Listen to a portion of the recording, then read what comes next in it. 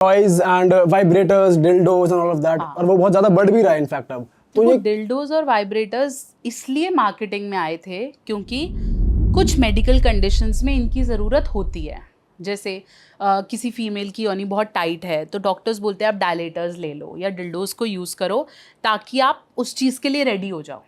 बनाए तो इसलिए गए थे कि मेडिकली उनको यूज़ किया, जैसे कॉन्डम्स बनाए तो इसलिए गए थे कि मेडिकली लोग बेनिफिट कर सके, लेकिन अब लोग उसे प्लेजर के तौर पे यूज़ कर रहे हैं। ठीक है, उन्हें पता नहीं आप लोगों को पता है या नहीं that oral condoms are not meant for vaginal sex.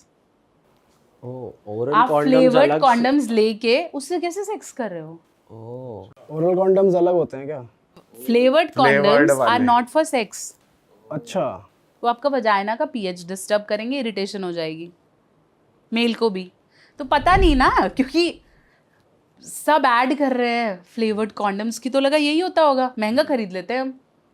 हमें लगता है कि 200 रुपये खरीद लो, क्या हो गया फिर। मार्केट में जो सही वाला है वो 50 का भी मिलता है, लेकिन हम खरीदते हैं क्योंकि बताया नहीं जाता ये इसके लिए नहीं है। So the dildos and toys are being made for people who have problems medically to treat. ठीक है, फिर लोगों ने उसे प्लेजर पे ले आए, जैसे जिनके पार्टनर्स दूर हैं या जिनके पास पार्टनर्स नहीं है, चलो ठीक है okay.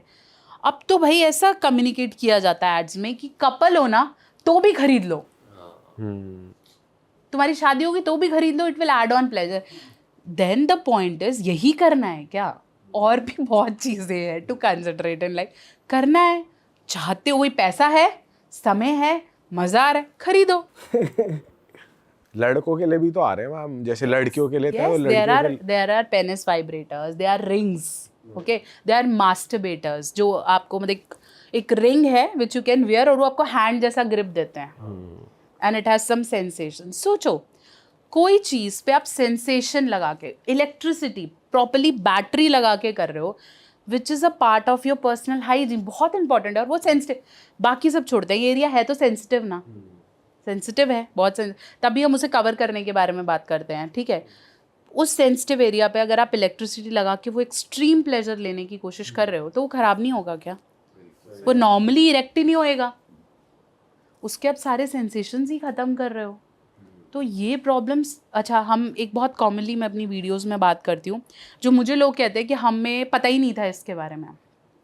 There is a masturbation type called prone masturbation.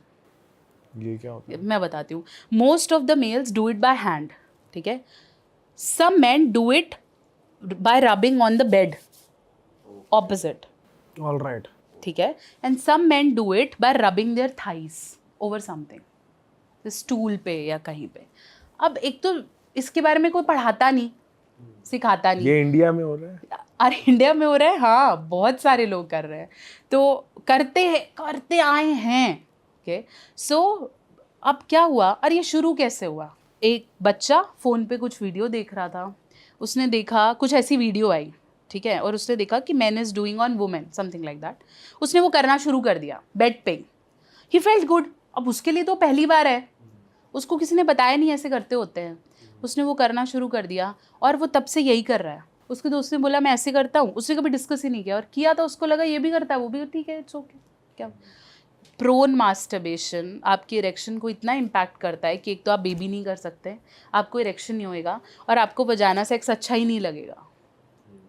तो ये मेल्स ना तो अपनी वाइफ को प्रेग्नेंट कर पाते, ना तो उनको इरेक्शन आता। अब वो क्या करते हैं, वाइफ है तो भी प्रोन कर रहे हैं, करने के बाद उसके साथ कर लिया, वो कह रही है ओके, फिर वो बेड पे कर रहे हैं, या वो बाथरूम में जाके वॉल के साथ कर रहे हैं। अरे वॉल के साथ? यस, क्योंकि उनको वो थर्स्ट नहीं फील हो रहा, सोफे पे कर रहे हैं। तो porn masturbation is very bad. कितने, और डॉक्टर्स, क्योंकि डॉक्टर के पास गए, डॉक्टर ने बोला क्या दिक्कत है जी, ऐसे तनाव नहीं आ रहा, खड़ा नहीं हो रहा, ओके चलो ये दवाई लो। डॉक्टर ने पूछा ही नहीं, तो ऐसे तो नहीं करता, वो मिस हो गया, क्योंकि उनके पास भी बहुत सारे पेशेंट्स हैं, अब एक एक से तो बात नहीं कर सकते। तो गलती कहाँ है?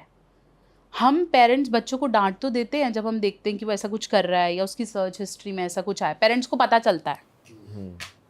कल को हम भी पेरेंट्स बनेंगे, हमें पता है कि ऐसा कुछ आ रहा है, तो हम देखते हैं, तो पहले तो हम ही शॉक में चले जाते हैं। फिर हम देख रहे हैं, हमें लग रहा है कि अब तो इसकी उम्र है 15-16 साल में, हम ही एक्सेप्ट नहीं कर रहे कि वो करता होगा। करता ही होगा, 15-16 साल का, 18 साल का हो गया, 18 साल में तो लोगों की बंदियां भी हैं, तो हम तो एक्सेप्ट ही नहीं कर रहे, हमें तो लग रहा है मेरा बेटा तो भाई संत। तो अगर अब आपको पता है कि ऐसा कुछ हो रहा है या ऐसा उसने किया या उससे पूछो तो सही कि वो क्या कर रहा है, गलत तो नहीं कर रहा। क्योंकि हम बात ही नहीं करना चाहते ना, हम बताना ही नहीं चाहते। हम उसे, वो कहीं और से उसका दोस्त कहता है ऐसे होता है तो वो बोलता है ऐसे ही होता होगा। सही तरीके बताने वाले लोग नहीं। मैम आजकल हम एक बहुत कॉमन प्रॉब्लम भी सुन रहे हैं फीमेल्स में, पीसीओडीज एंड पीसीओएस जो हो जाता है, तो वो कैसे हो रहा है, इतना कैसे बढ़ रहा है, and what is the right way to prevent it? PCOS and PCODs happens due to lifestyle issues. उसका सेक्सुअल लाइफ से बहुत कम रिलेशन है, ठीक है। वो होता कब है, जब आप अच्छे मतलब डाइट वॉक अच्छे से नहीं कर रहे हो, स्ट्रेस ज़्यादा ले रहे हो, आपका जो लाइफस्टाइल है वो बहुत ज़्यादा सेडेंट्री है, बहुत ज़्यादा बैठा हुआ है, फिजिकल एक्सरसाइज नहीं करते हो, तो बॉडी में क्या होता है कि इंसुलिन की मात्रा बढ़ जाती है। तो फिर हम वो जो डायबिटिक मेडिकेशंस है वो देते हैं, थोड़ा लाइफस्टाइल पे चेंजेस कराते हैं। PCOS and PCODs are basically आपकी ओवरी में जो वो अंडा बनना है वो इतना अच्छा नहीं है कि आप बेबी कर पाओ, और उनकी डिस्टर्बेंस के हिसाब से आपके पीरियड्स आगे पीछे हो जाते हैं। Ultimately is an ovary disorder, ठीक है। उसका सेक्स लाइफ से बहुत कम रिलेशन है। कई लोग बोलते हैं कि बेबी करने के बाद PCOD ठीक हो जाएगा, पहला सेक्स करने के बाद PCOD ठीक हो जाएगा। ऐसे कोई लीगल स्टडीज इसे प्रूव नहीं करते। इसमें भी आप अपना लाइफस्टाइल ठीक करोगे तो सही लाइफस्टाइल, हो ये जाएगा। है ही लाइफस्टाइल प्रॉब्लम। जैसे बाल उड़ना, पुरुषों में बाल उड़ रहे हैं, अब लोग बोलते हैं मास्टरबेशन की वजह से है।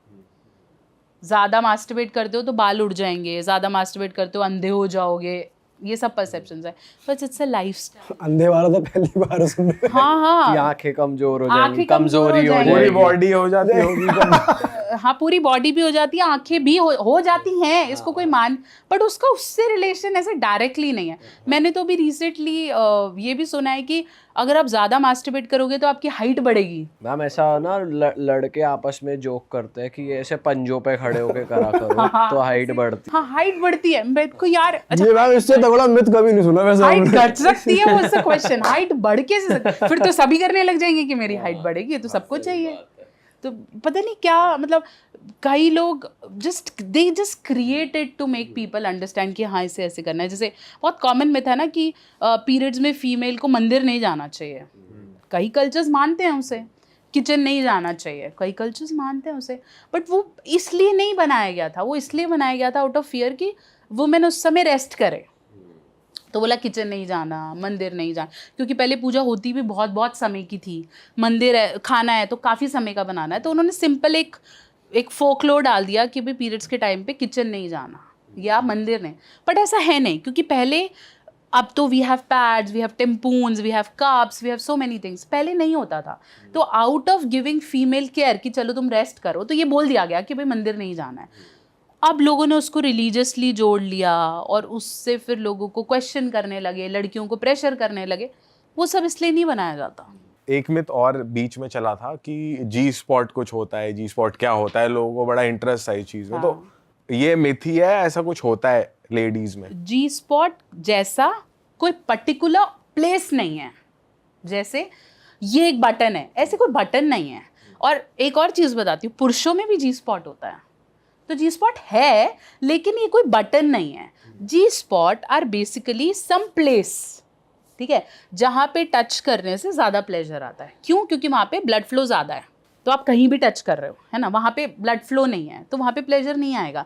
तो एक पर्टिकुलर एरिया है, बड़ा, ऐसे एक पोर्शन नहीं है, जहाँ पे टच करने से ज़्यादा प्लेजर आता है, जिससे हम बोलते हैं फीमेल का जो वल्वा है, ठीक है, उसके ऊपर का एरिया, मतलब वैजाइना के ऊपर की वॉल्व को हम जी स्पॉट जैसा कुछ रिलेट करते हैं।